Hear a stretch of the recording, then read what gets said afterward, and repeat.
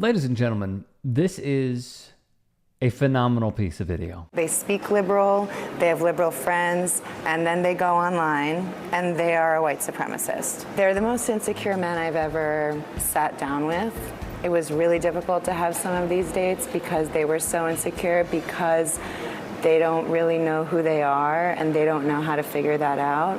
She said the men she dated got all their news and information from the so-called manosphere. They did not listen to anything else. They're only listening to independent media, and they're only listening to men talking to men. They love the UFC guys. They love the MMA guys because those guys do what they can. They're modern gladiators. They're badass. One of these guys brought me to a political meeting. And did they talk about politics? Barely. They talked about, it was a bunch of men complaining about girlfriends and wives, regurgitating Andrew Tate type of advice about how to train your girlfriend, how to train your wife to be submissive. And so this group was supposed to be a political group, but they're talking about relationship problems. And the fact that that's what most of the time was spent on, you don't need to be a neo-Nazi.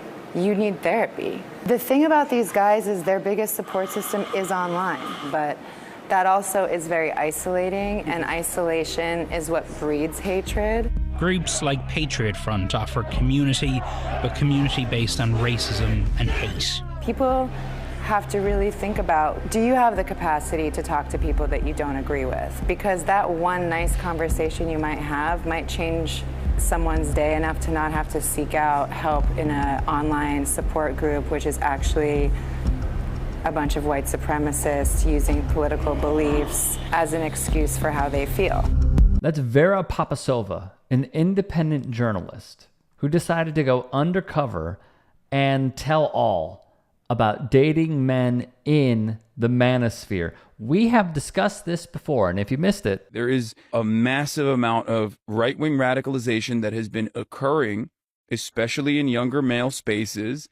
Everything is completely dominated by right-wing politics. If you're a dude under the age of 30 and you have any hobbies whatsoever, whether it's playing video games, whether it's working out, whether it's, I don't know, listening to like a history podcast or whatever, every single facet of that is just completely dominated by center right to, I wouldn't say far right in the same way that it was back in like the 2016 era at the end of like Obama's administration, but like definitely center right to Trumpian right, like openly Trump right, not like genuinely neo-Nazi. That part is quieted down a little bit, but like they're like 90% of the way there for the most part. And that's it. Everything that they see is right-wing sentiment being expressed by individuals that they find charismatic, thought leaders, influencers that they subscribe to. And I think that that is some of the reason why you see this movement. A member of the manosphere akin to a Jordan Peterson, Joe Rogan, Bradley Martin, Andrew Schultz, Nelk Boys, etc. is former UFC fighter Jake Shields. Now, I am going to give you some names that he has hosted, okay? Former Grand Wizard of the Triple K, David Duke. Ian Carroll, a man who was on Rogan pretty recently, within the last month or two, who espouses and clings to Nazi rhetoric. Bryce Mitchell, a UFC fighter who has praised Hitler. The leader of Patriot Front, Thomas Russo, known anti-vaxxer and January 6th rioter, Tony Moon. Myron Gaines, a man who said he would date teenagers, will not date black women, and wrote a book titled Why Women Deserve Less. He's also with the Fresh and Fit podcast. They're horrible. The leader of the Proud Boys, Enrique Tarrio. Do you get a theme going on here a little bit? And then Royce White, who unsuccessfully ran for the Senate in Minnesota. So Shields was interviewed by CNN's Donny O'Sullivan, and he made the argument that these conversations are helpful. Which is precisely the reason why I do not ever want to extend a lending hand, even if I am being critical. Even if I am being critical of them, I feel like having a conversation with someone like that ends up giving them a lot more, even if they get their arguments get thoroughly dismantled, right? Like this person says, you did debate Nick, though. Exactly. It was, I think, one of the worst moments of my career in general was that he snuck into that conversation, and it was a terrible idea. It's something that it's something that I have deep shame for. I think it was horrible. It doesn't matter if you dunk on Nick Fuentes, you're still giving him a platform that he never ever would have gotten. Why are you so cruel towards broken men? I'm not. A broken man has the opportunity to fix himself and become a better person. I'm cruel to those who make it everybody else's problem. I'm cruel to broken men who, in their broken male status, turn around and attack everybody viciously. Only weak men, only insecure and weak men actively put the crosshairs on those who are vulnerable. Yet hear from one man who detached from it altogether. They adopted bro culture. Yeah. The things I was into 10 years ago, the same people I used to follow online. Yeah. I used to be a big Joe Rogan fan.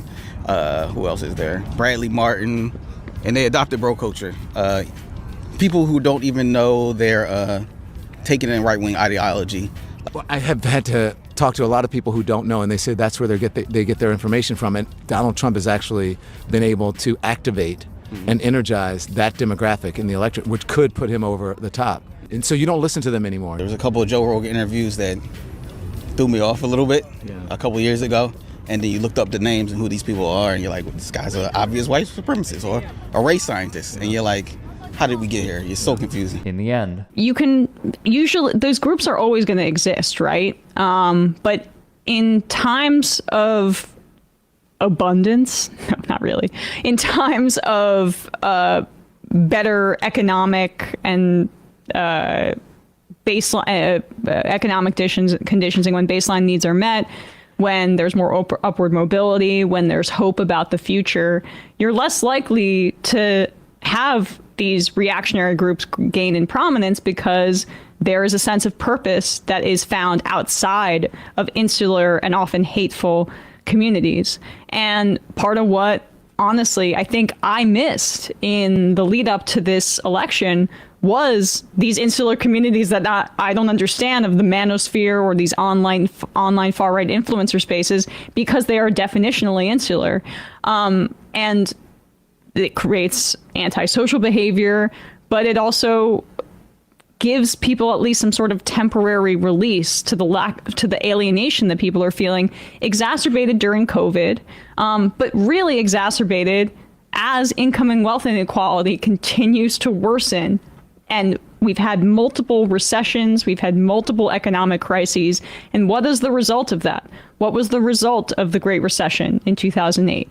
More transfer of wealth to the top. If you can and are willing, please become a paid member here at TYT Sports.